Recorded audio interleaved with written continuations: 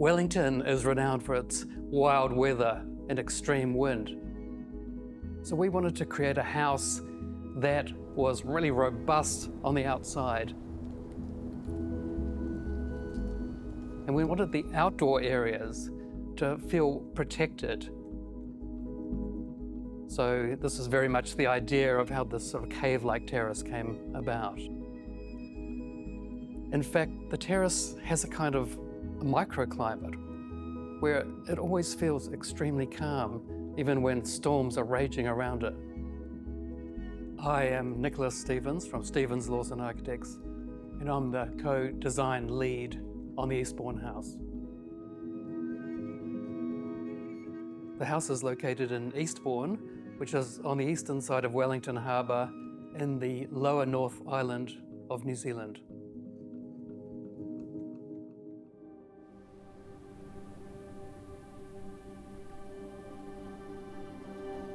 I like to think that this house is part of a tradition of innovative architecture in Wellington, which is built in an extreme terrain.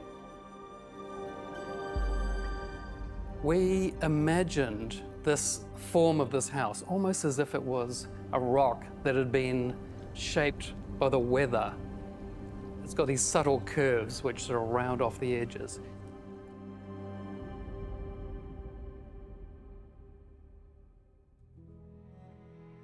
We wanted to create a real experience of moving through the house, almost a choreography of space as you move through spaces of various sizes and generous volumes.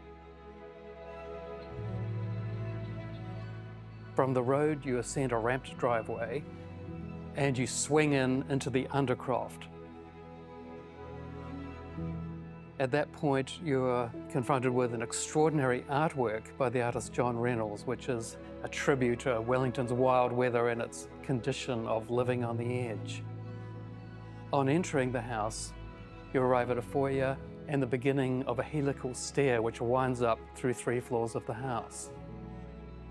This is an extraordinary piece of steelwork fabricated on site, and it's made of black steel, and it has a beautiful timber floor overlaid over the top of it. It's a very elegant way to ascend, and you pass the sleeping level on the way with its curvaceous corridors.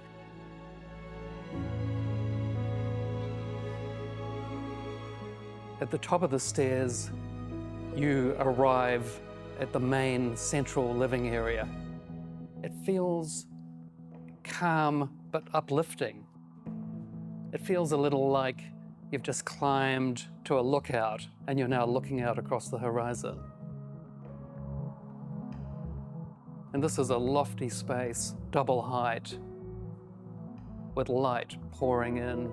It has beautiful oak floors and, a really gorgeous kitchen.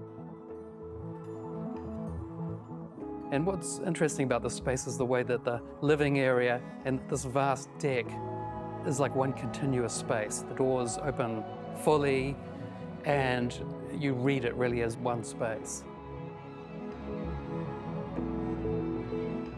The terrace itself is an interesting space in its own right.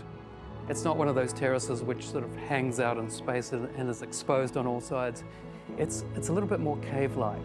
There's sheltered areas for cooking and for dining, and it's as if you're in the mouth of a cave looking out.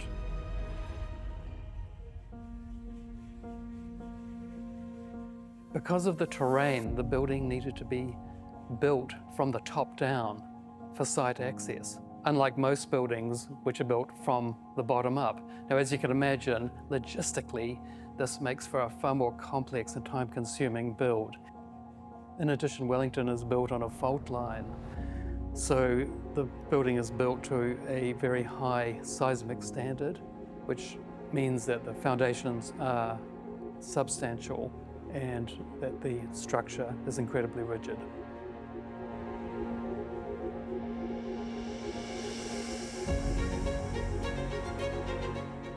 The exterior of the house has a robust materiality.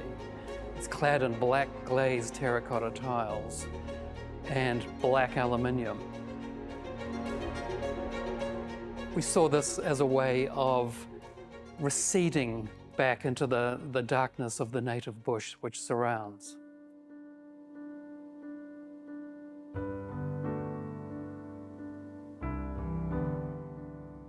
The interior is in contrast to this, light and airy.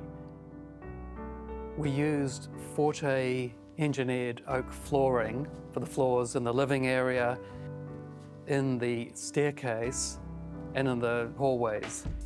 And this is a really beautiful floor.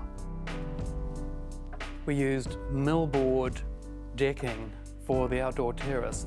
It's a sustainable alternative to hardwood decking. And we're really impressed with the way that the millboard decking can match the oak flooring inside.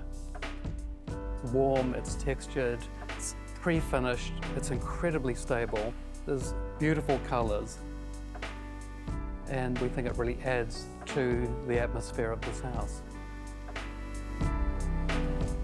My favorite part of the project is how it reimagines what a family home can be.